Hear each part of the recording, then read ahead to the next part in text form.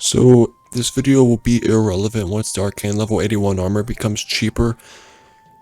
But a question people ask, which is often, what is better, Ebon armor or level 76 Arcane armor?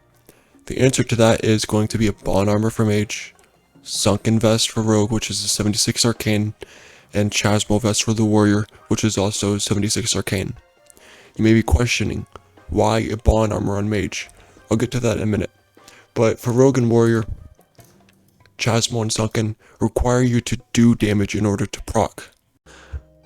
So, Chasmal armor requires you to do damage to proc. Ebon armor on a Rogue and Warrior require you to take damage in order to proc. But for some reason on a Mage, Ebon armor can proc off of doing damage.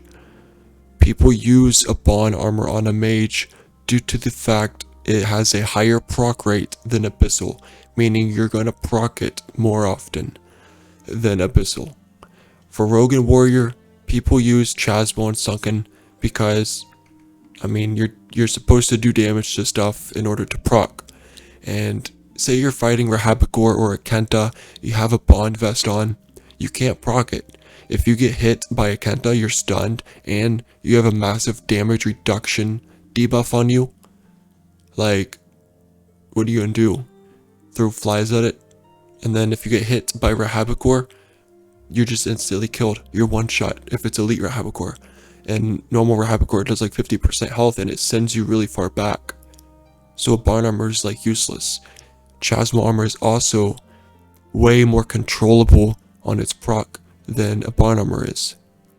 With Chasmal, you could proc it off of spamming your skills, applying dots, and stuff like that.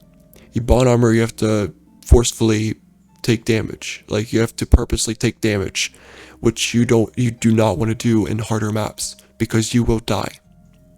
So, hopefully this sums everything up. That's the answer.